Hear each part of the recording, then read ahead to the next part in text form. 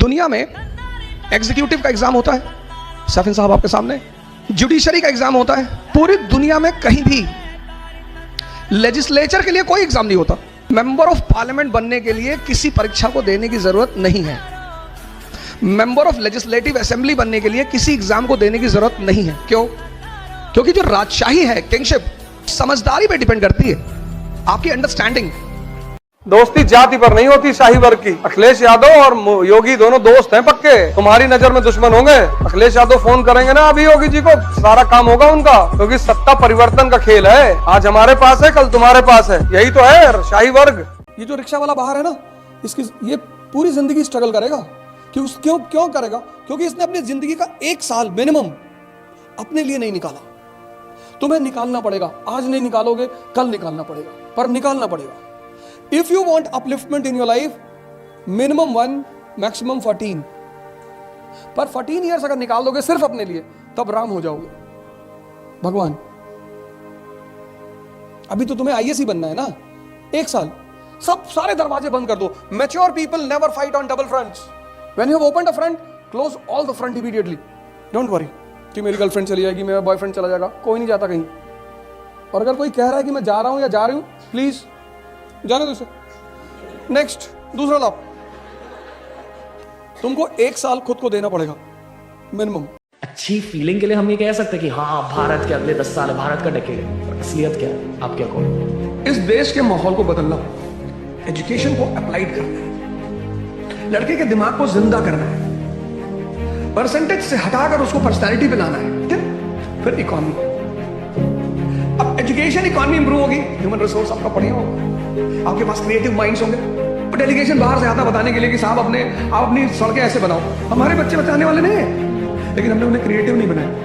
कभी made in Britain था, made in US था, मेड इन चाइना था, अब मेड इन इंडिया होना चाहिए। तो अगर हम इन 4-5 पैरामीटर्स पे काम करेंगे तो अगला 10 साल हमारा होगा। जब तुमको तुम्हारी एजुकेशन इतनी हिम्मत नहीं दे पाई कि तुम भीड़ में खड़े होकर प्रश्न कर सको, तो वो एजुकेशन तुम्हारी जिंदगी को कैसे बदल सकती है? अगर तुम पढ़े लिखे हो, शिक्षित हो, और तुम सवाल नहीं कर सकते, भाई तुम सवाल, यहां इतने सारे लोग बैठे, अगर तुम कोई क्वेश्चन पूछते हो और लोग हंसते हैं, क्या फर्क पड़ता है? लोग सिर्फ मुर्दों पे नहीं हंसते। तो एजुकेशन कम से कम इतनी तो क्षमता दे कि मैं पूछूंगा हाथ उठा के। कितने लोग आते हैं कोचिंग करने, वो कोचिंग से वापस चले आते हैं, वो अपने डाउट्स पूछते ही नहीं, क्लास में टीचर से मिलने ही नहीं जाते।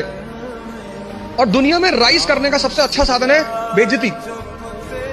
जो तुम मोटिवेशन ढूंढते हो ना, वो इसीलिए ढूंढते हो क्योंकि तुम्हारी बेइज्जती नहीं होती।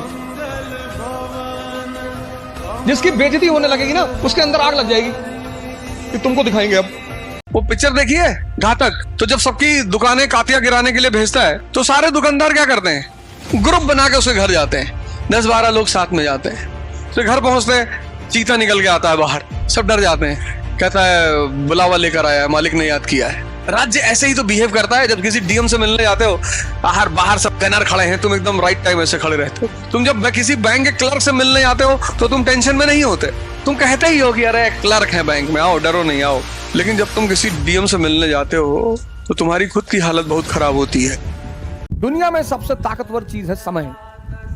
भगवान भी नहीं लड़ पाते, नहीं लड़ पाते। राम को जंगल जाना था, गए। समय से लड़ने की कोशिश मत करना, कभी मत करना। कोई जीता ही नहीं आज तक।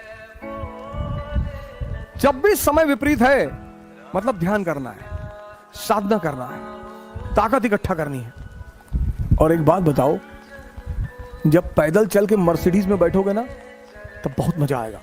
जब पैदा ही हुए हो मर्सिडीज में, तो जीवन का एक पहलू खो जाएगा, और वो बहुत महत्वपूर्ण पहलू है।